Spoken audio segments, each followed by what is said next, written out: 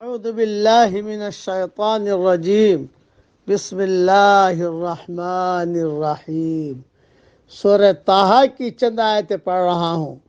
آیت نمبر 130، آیت نمبر 131، آیت نمبر 132۔ فاصبر على ما يقولون وسبح بحمد ربك قبل طلوع الشمس وقبل غروبها۔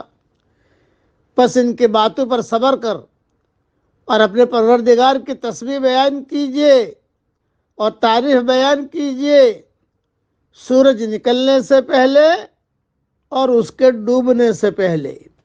وَمِنْ آنَاءِ اللَّيْلِ فَسَبِّحْ وَأَطْرَافَ النَّهَارِ لَعَلَّكَ تَرْضَىٰ۔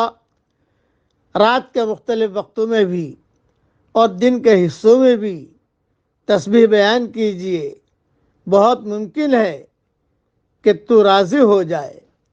وَلَا تَمُدَّنَّ عَيْنَيْكَ إِلَىٰ مَا مَتَّعْنَا بِهِ أَزْوَاجًا مِّنْهُمْ وَلَا تَمُدَّنَّ عَيْنَيْكَ إِلَىٰ مَا مَتَّعْنَا بِهِ أَزْوَاجًا مِّنْهُمْ زَهْرَةَ الْحَيَاةِ الدُّنْيَا۔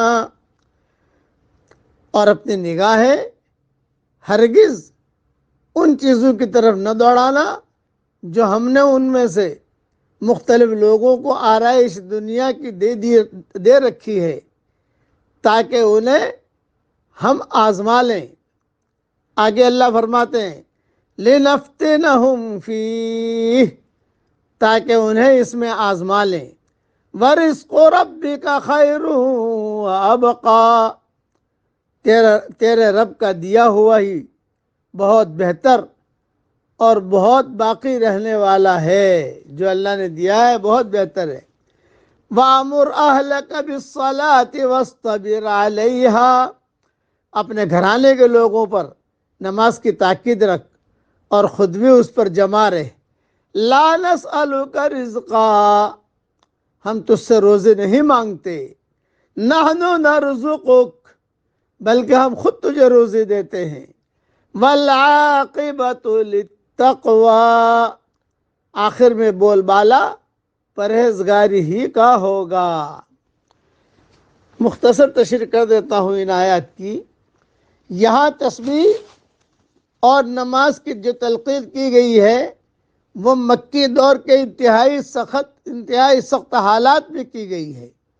اس سے اندازہ ہوتا ہے کہ انکار اور مخالفت کے سخت ترین حالات میں نماز اور خدا کی یاد مومن کا ڈھال ہے۔ اس سے راہیں ہموار ہوتی ہیں اور فتوحات کے دروازے کھلتے ہیں۔ اس سے سب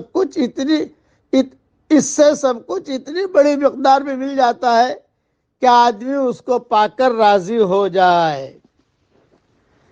اور دوسرا کہ یہ جو آخرت کا اجر و ثواب، اس میں ایک حدیث بیان کر دیتا ہوں جسے حدیث ایلا کہتے ہیں۔ حضرت عمر رضی اللہ تعالیٰ عنہ رسول اللہ صلی اللہ علیہ وسلم کی خدمت میں حاضر ہوئے۔ دیکھا کہ آپ ایک کھری چٹائی پر لیٹے ہوئے ہیں اور بے سر و سامانی کا یہ عالم کہ گھر میں چمڑے کی 2 چیزوں کے علاوہ کچھ نہیں۔ حضرت عمر رضی اللہ تعالیٰ عنہ کی آنکھوں میں بے اختیار آنسو آ گئے۔ رسول اللہ صلی اللہ علیہ وسلم نے پوچھا، عمر کیا بات ہے، کیوں روتے ہو؟ عرض کیا، یا رسول اللہ صلی اللہ علیہ وسلم، قیصر اور کسریٰ کس طرح آرام اور راحت کی زندگی گزار رہے ہیں، اور آپ کا باوجود اس بات کے کہ آپ افضل الخلق ہیں یہ حال ہے۔ فرمایا، عمر کیا تم اب تک شک میں ہو؟ یہ وہ لوگ ہیں جن کو ان کے آرام کی چیزیں دنیا میں ہی دے دی گئی ہیں، یعنی آخرت میں ان کے لیے کچھ نہیں ہوگا۔ بخاری شریف میں یہ روایت ہے، باب یا سورۃ التحریم، اور مسلم شریف میں بھی روایت ہے باب الایلا۔ اس لیے کوئی بھی حال آئے، نامناسب حال آئے، آدمی فوراً نماز اور تسبیح تحمید کی طرف آدمی لوٹے، اللہ کی بڑائی بیان کرے۔ اب پڑھ لیجئے میرے ساتھ، اللہ اکبر کبیرہ والحمد للہ کثیرا وسبحان اللہ بکرۃ واصیلا۔ اللہ تعالیٰ کو یہ جملے بہت پسند ہیں۔ اللہ تعالیٰ ہم سب سے راضی ہو جائے، آمین۔